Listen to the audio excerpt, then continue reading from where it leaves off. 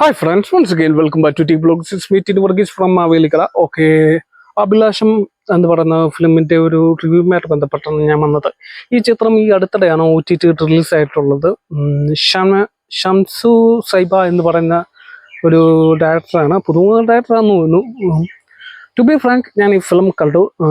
എനിക്ക് നല്ല രീതി വർക്കൗട്ടായി. എനിക്കെന്നല്ല, ഒരു പക്ഷെ കാണുന്ന എല്ലാവർക്കും നല്ല രീതി വർക്കൗട്ട് ആവുമെന്ന് തോന്നുന്നു. വലിയൊരു ഹൈ ബഡ്ജറ്റ് അല്ലെങ്കിൽ എന്താ പറയുക, വലിയൊരു ഹൈ ബഡ്ജറ്റ് ഫിലിമൊന്നുമല്ല, സാധാരണ ആൾക്കാർക്ക് മനസ്സിലാവുന്ന സാധാരണ ഫിലിം. പിന്നെ ഇതിൻ്റെ പ്ലോട്ടിലോട്ട് വരുവാണെങ്കിൽ ഒരു എന്താ ഒരു റൊമാൻസ് എന്ന് പറയാൻ പറ്റത്തില്ല.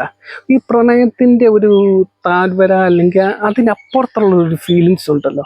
ഒരു പക്ഷെ ആ ഒരു ഫീലിങ്സും കൊണ്ട് ഞാൻ അത്തരം ഒരു ഫീലിങ്സും കൊണ്ട് നടക്കുന്ന ഒരു വ്യക്തി. ഒരു പക്ഷെ അതുകൊണ്ടായിരിക്കും എനിക്ക് കാണട്ടെ, മറ്റുള്ളവരുടെ കാര്യം എങ്ങനെയാണെന്ന് എനിക്കറിയത്തില്ല.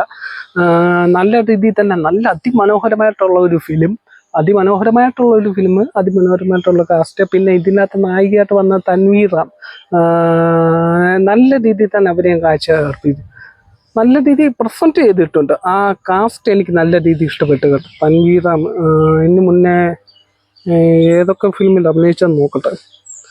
അമ്പിളിയിൽ പുള്ളിക്കാരത്തിയായിരുന്നു നായികയായിട്ട് വന്നത്. കപ്പേളയിലുണ്ടായിരുന്നു, പിന്നെ കുറച്ച് ഫിലിംസുകളിലൊക്കെ ഉണ്ട്. അപ്പം എനിക്ക് പറയാനുള്ള എന്തെന്ന് പറഞ്ഞാൽ,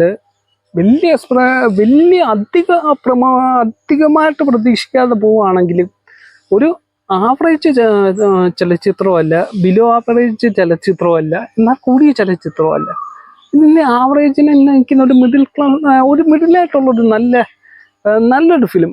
എന്തുകൊണ്ടോ തിയേറ്ററിൽ പരാജയമായിരുന്നു, ബട്ട് എനിക്ക് ഇഷ്ടപ്പെട്ടു. ടു ബി ഫ്രാങ്ക്, ഈ പ്രേമലു പോലുള്ള തട്ടിപ്പ് ഫിലിംസിനെക്കാട്ടും നല്ല ഇതുപോലുള്ള romance film. Okay, it's me Tini Varghese. Anyway, thanks.